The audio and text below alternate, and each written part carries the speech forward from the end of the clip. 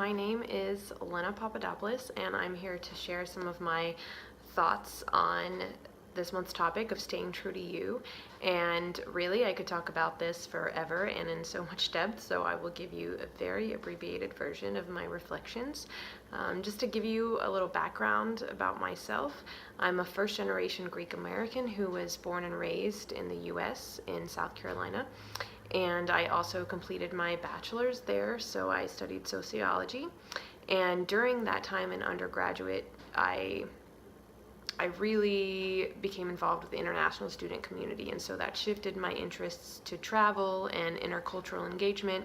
And so following graduation, I spent quite a good deal of time abroad, and then I decided to go get my master's in cultural anthropology and international development studies. So I did that out in Colorado, and once I finished that, I moved to Asia, where I spent a couple of years working with an organization to facilitate and design leadership development programs at international schools around the world, I focused primarily on Southeast Asia.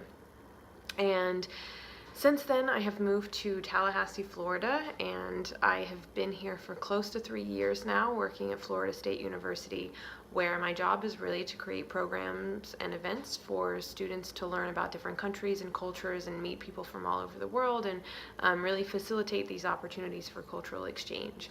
And so, I think the college age, these years they're really the time when you're figuring out who you are and you're defining yourself apart from your family and your school upbringing and the media and some of the religious values maybe you were taught or had grown up with, or whatever it might be. It's really a time when you're trying to discover yourself and define yourself for yourself.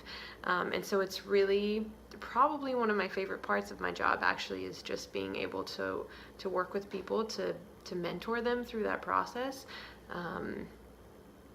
because of course, I've experienced it myself and I am experiencing it now. I think we never stop learning what it means to be authentic and stay true to ourselves. And one of my own most transformative experiences happened when I did go to study abroad in New Zealand. And I was away from everything that I knew and everyone that I knew, and it was this opportunity to really explore myself without the expectations of all these outside forces. And I took classes and I met people who really forced me to think about things I had never thought about before. And my world was kind of turned upside down, and I really started to question everything that I had been taught or believed up to that point, and I really started to redefine my values and my sense of self and what it meant to be me and inhabit this body. And that was really difficult, because I think there were these times when this one version of me, this conditioned version, this inauthentic self, would play a role, and then there was this other version of me that was trying to break out and emerge, and be real and true to what I really valued. And sometimes those two parts were at odds with each other, and I think it's because these messages that we've received and these things we've been taught are so deeply ingrained with us, it can be really difficult to separate from them and to break free of them. And sometimes I think we just have to accept that we're all a little bit of a mess, and that this stuff is complicated and it's not black and white, and sometimes we do have to operate in some gray space. And so, I think it's important to acknowledge and recognize and maybe even be okay with the fact that our values don't always align with our actions. And I really think that we should strive to make them do so, but I also think that we can't beat ourselves up when it doesn't happen.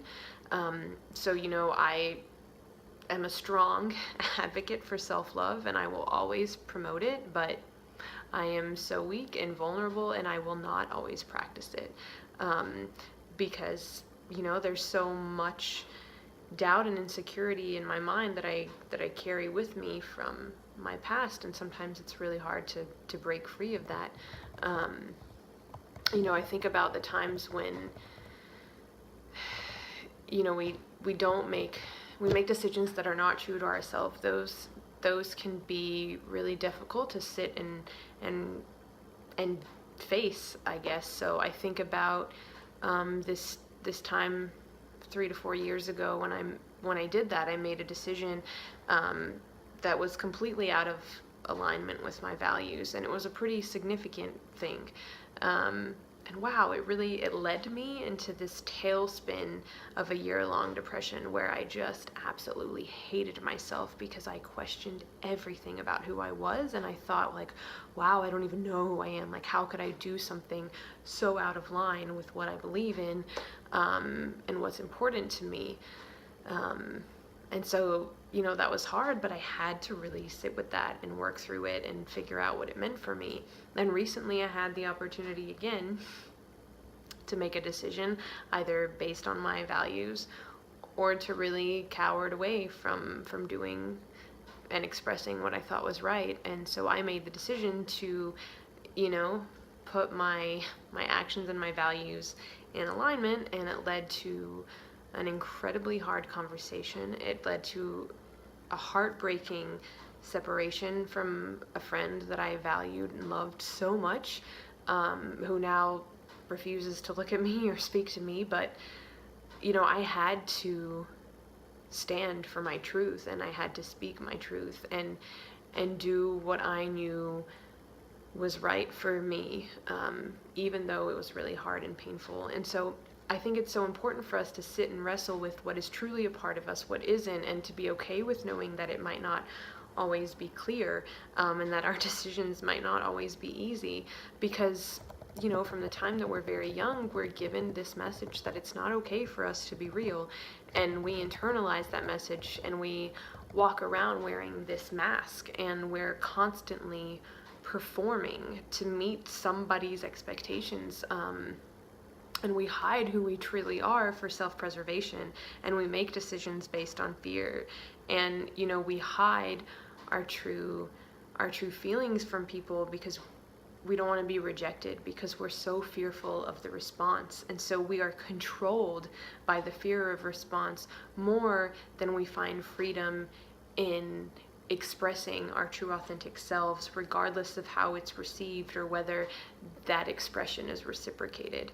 And so the point of all that I'm saying is that I feel like we compromise our authenticity for others because of fear of being vulnerable. And that's another thing that we're taught, that being vulnerable is somehow a negative thing. And I really believe in vulnerability. Like, I believe that it is an ability, a skill, a gift to be able to be vulnerable.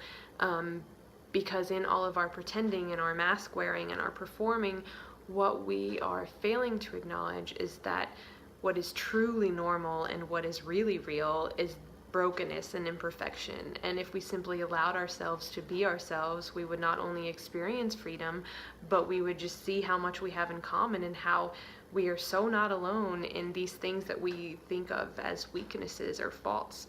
And so we're all so flawed together.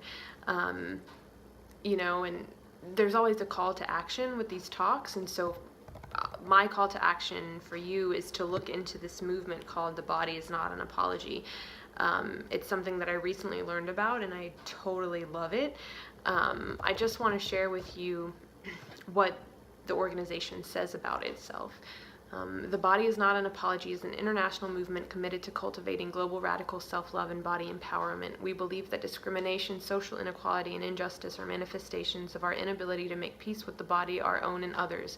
Through information dissemination, personal and social transformation projects, and community building, The Body Is Not an Apology fosters global, radical, unapologetic self-love, which translates to radical human love in action and service toward a more just, equitable, and compassionate world.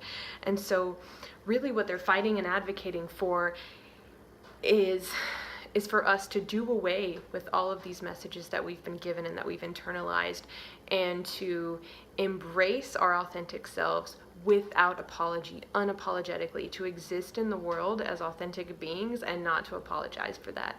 And just think about, how that could transform your relationship to yourself, your relationship to other people, and therefore to the rest of the world. So that's really what The Body is Not an Apology argues is that, by radically loving ourselves, we can address issues of discrimination, social inequality, injustice, because these are all manifestations of our inability to love ourselves. And so that's my call to action for you, is to look into The Body is Not an Apology and to unapologetically love and embrace all that you are. So thank you so much for letting me share some of my